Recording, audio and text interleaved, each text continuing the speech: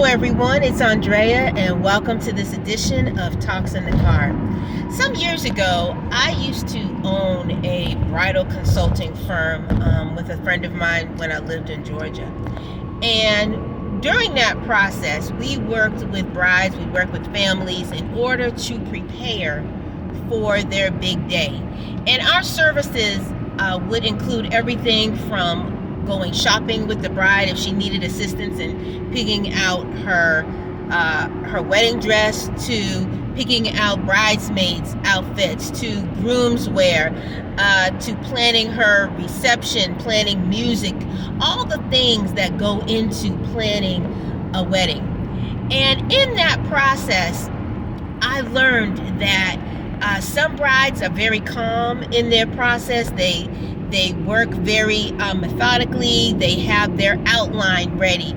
They know exactly what they want to do. They go piece by piece throughout their list in order to plan. And then there were other brides who were just frantic. They got anxious. They didn't know exactly what they wanted. They didn't know what to do. They didn't know what style dress that they wanted. They didn't know what color scheme that they wanted.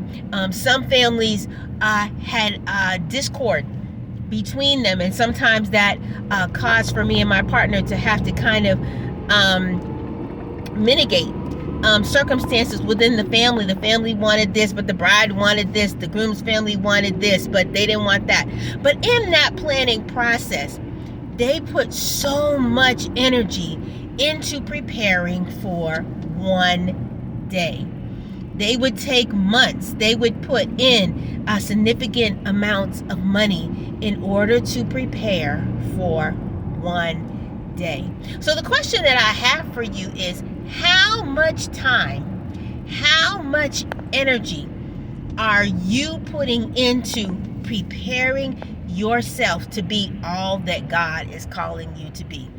Are you frantic? Are you going here and there and doing this and that and not quite sure what to do and where to go and how to plan and how to make yourself into what God has called you to be? Or are you studying? Are you praying? Are you asking God, what do you want from my life?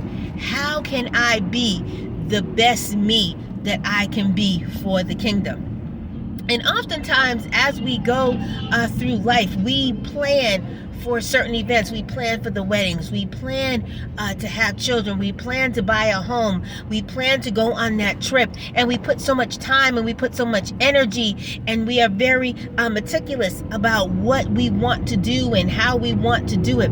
But yet when it comes to planning the life that we need to live before God, when it comes to planning on making heaven our home, we are very crass in it. We don't spend as much time. We are not as detailed as we should be. And planning to be with God, planning to be what God has called us to be, is the most important thing that we can plan for. Because as in our planning, we are not just planning for the moment, but we are planning for eternity.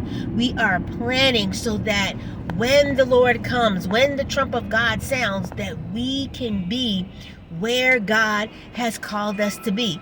And so I want to challenge you on today that as you plan for the various elements of your life, make sure that you are planning for your time with God. Make sure that you are planning your life so that when God calls you to move here, when God calls you to do something, when God is looking for you to be his witness, when God is looking for you to find yourself where you need to be, that you are equipped for the task. Plan ahead. You know, we talk about how time is short and how God is coming soon.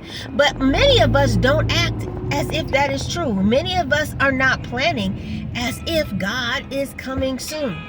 And while he may not come tomorrow and we don't know when he's coming, we need to plan our lives. We need to plan our steps as if he is coming tomorrow, because we want to be ready. So again, I encourage you, if you are not in a place where you are planning your life want to be with God, if you are not in a place where you are planning for that next level in God, for where He's calling you to be, for what He's calling you to do, let's get ready. Let's study. Let's pray.